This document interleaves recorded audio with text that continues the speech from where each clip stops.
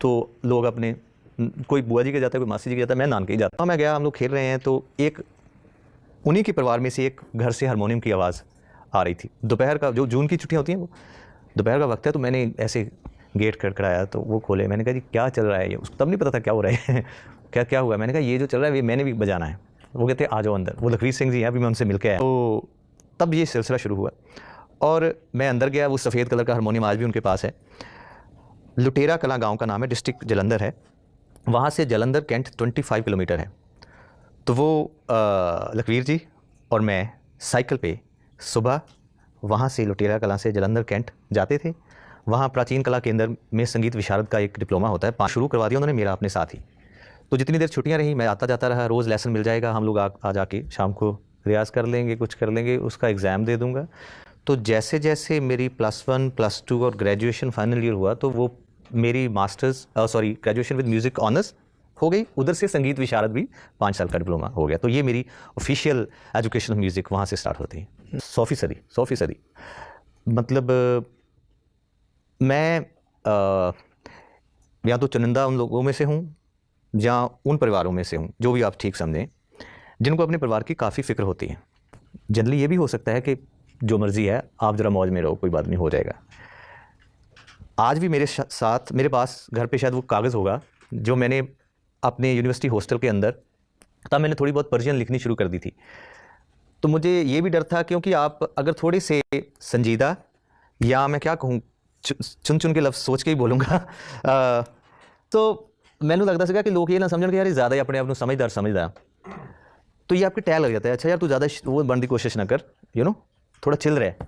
ये होता है ना टैग, कि आप 7 लोगों का एक ग्रुप है, उसमें एक अगर थोड़ा सा परिवार की सोच रखने वाला, कम खर्च करने वाला, कम घूमने वाला, ज़्यादा पढ़ने वाला बंदा होता है ना, तो उसकी तारीफ़ की बजाय उसकी खींचातानी मेरे ख्याल से होती है। हमारे वहाँ तो ऐसा ही होता है।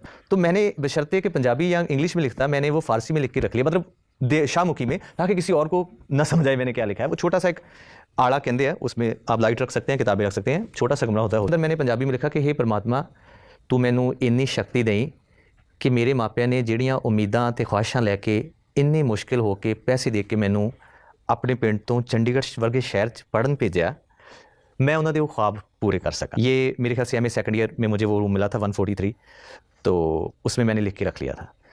तो इसलिए मेरी जद्दोजहद हमेशा होती थी कि मैं कुछ कमाऊँ, घर भेज दूँ, कुछ ऐसा करूँ। तो उसके लिए मैंने कभी चंडीगढ़ में कई घरों में जाके म्यूज़िक सिखाया। और मैं क्योंकि भंगड़े का भी आर्टिस्ट था, मैंने इंटरनेशनल परफॉर्म किया है दुबई में, तो वो मैं शाम को फिर खुद ढोल बजा के, एक ग्राउंड है हमारे यहाँ, लॉ ग्राउंड बोलते हैं उसको PU में, तो वो उन्होंने मुझे परमिशन दे दी कि शाम को 6 से 7 बजे तक तुम यहाँ ढोल बजा के सिखा सकते हो। तो मैंने वो पोस्टर लगाए जो आपने 38 वेस्ट की जब बात, 38 वेस्ट 16, 15 और यूनिवर्सिटी कैंपस की मार्केट में छोटे छोटे ब्लैक कलर के पैम्पलेट छपवाए कि अच्छा भंगड़ा सीखिए। ये होगी मास्टर के बाद, MA के बाद की बात है। मुझे ये बात क्यों याद आई कि जो होता है ना कि नौकरी, तो आपने मास्टर तो कर ली ज़बरदस्ती, जब मेरे पेरेंट्स ने चलिए मुझे भेजा भी अपनी खुशी से वहाँ, लेकिन उसके बाद उनको था कि B.Ed कर लो और आप टीचर तो B.Ed के पेपर भी दे दिए, पास भी हो गए, सारा कुछ हो गया। लेकिन मुझे ये था कि यार B.Ed करने चला गया, कैंपस छूट जाएगा तो मसला फिसल जाएगा। तो मैंने अपने पेरेंट्स को मनाना शुरू किया, नहीं MPhil ज़्यादा बड़ी बात है B.Ed से, इससे ज़्यादा बड़े प्रोफेसर लगते हैं या कुछ। तो उन्होंने कहा अच्छा ठीक है, बेचारे गाँव के लोग तो उनको आप जो बताओगे वो सही है। तो B.Ed छोड़ के जब मैंने MPhil शुरू कर ली, फिर मुझे ये तो पता चल गया कि अब पैसे घर से नहीं मंगवा सकते आप, और मंगवाने चाहिए भी नहीं। फिर मैंने ये काम करने शुरू किए छोटे छोटे, कि मैं कम से कम अपनी फ़ीस खुद निकाल सकूं, और अगर हो सके तो मैं घर भी भेज सकूं।